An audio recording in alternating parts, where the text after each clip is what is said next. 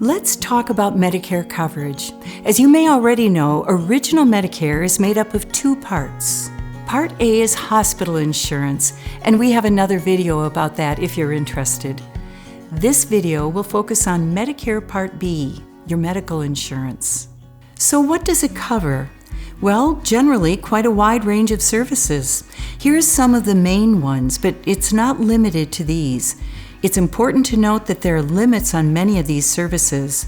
For example, Part B only covers certain preventive care screenings, like glaucoma tests, when you're at risk of the disease. You have to use Medicare-approved providers. In most cases, your doctor has to order a test for Part B to cover it, and you have to meet certain conditions to be eligible for some tests.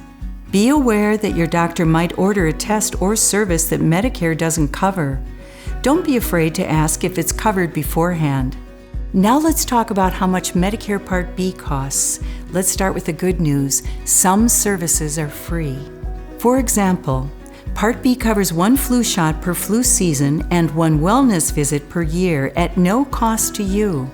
Many other Part B services are free of charge if you qualify for them.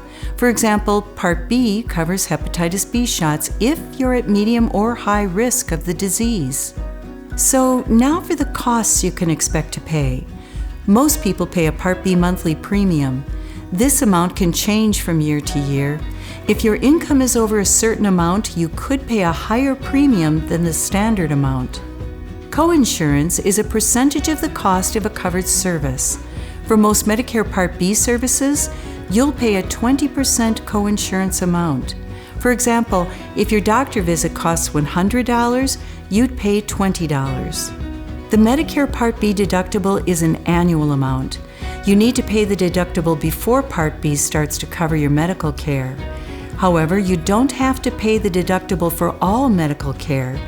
For example, the deductible doesn't apply to many preventive services like flu shots and certain screenings. So, when it comes to enrolling in Medicare Part B, you'll either be automatically enrolled or you'll need to do it yourself. Here's how to know which applies to you. You might be automatically enrolled in Medicare Part A and Part B when you're first eligible for Medicare. That generally happens if you're already collecting Social Security benefits when you turn 65 or qualify by disability. In this case, you'll get your red, white, and blue Medicare card in the mail around the time you qualify. If you're not automatically enrolled, you'll need to sign up. In most cases, you enroll through Social Security at ssa.gov. If you do need to sign up, you can do it during your Medicare initial enrollment period or during the Medicare general enrollment period, January 1st through March 31st each year. If you delay Medicare Part B enrollment, be aware that you could owe a late enrollment penalty. The longer you go without Part B before signing up, the higher the penalty may be. You may be wondering if there are ways to delay Part B enrollment and avoid the penalty, and the answer is maybe.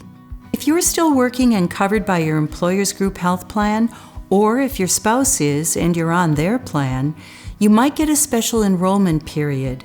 During this time, you can enroll without a penalty. Some people delay Part B enrollment so they won't have to pay two monthly premiums, Medicare Part B and the one for their employer's group plan. One factor that will help you decide if you should delay will be based on how many people are employed at your work. If it's fewer than 20 employees, in most cases, you should go ahead and sign up for Medicare Part A and Part B. If it's 20 or more, it might make sense to delay enrollment in Part B, but make sure you talk to your plan benefits manager for more information. Medicare Part B covers a lot of medical services, as we've discussed. But what if you could get the same coverage and more in most cases and possibly save money? Medicare Advantage, also called Medicare Part C, does just that.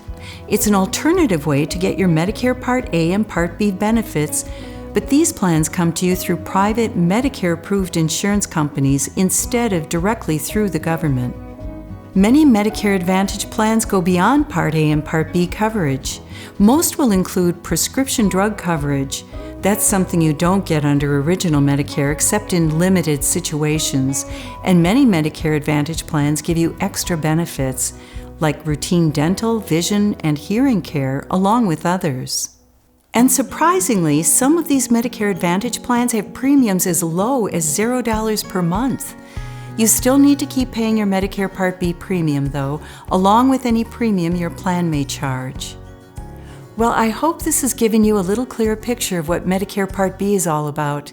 Thanks for watching.